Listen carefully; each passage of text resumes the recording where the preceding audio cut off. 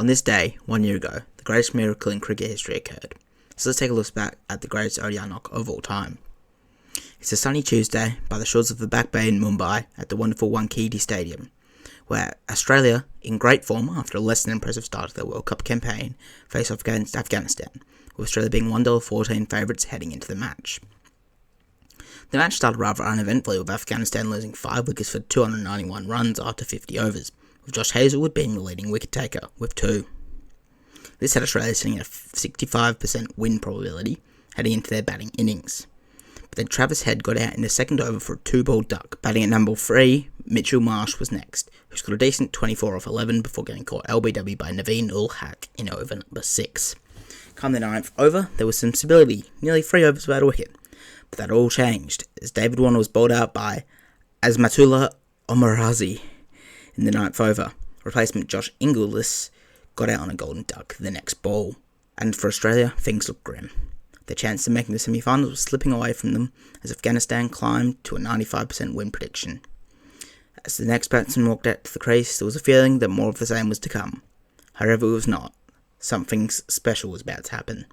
The Afghanis didn't know it yet, as they claimed the wickets of Marcus Stoinis, Marnus Labuschagne and Mitchell Starc. Glenn Maxwell was sitting in the 20s when the Australian skipper Pat Cummins came to the crease. Fresh off his 44 with the last wicket in the first Ashes test a few months prior, he would have been hoping to do much the same here, as a support act to Maxwell, and well, take a look.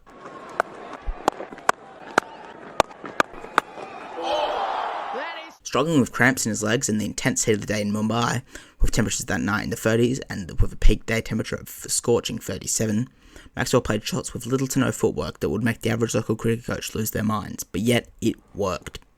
On the biggest stage of all, Maxwell was making the impossible possible. In a matter of 20 overs, Maxwell and Cummins' partnership had turned a 99.6 Afghani win probably into a 70.5 towards the Australians. And in this 47th over of the innings, Australia would score 23 ones, with Maxwell hitting the final ball for 6, ensuring that he would get his 200, the Australians would get into the semi-finals, and that his team would be forever etched into the history books of cricket for the greatest World Cup comeback of all time. Now at a first glance, Pat Cummins' 12 off 68 in an ODI might look horrible, but just remember, every superhero needs their sidekick, and a superhero, Glenn Maxwell certainly is. And his sidekick, which is actually his captain, funnily enough, but anyways, is one of the best in the world at the moment at batting deep and securing the win, having just got his team over the line this week against Pakistan at the MCG.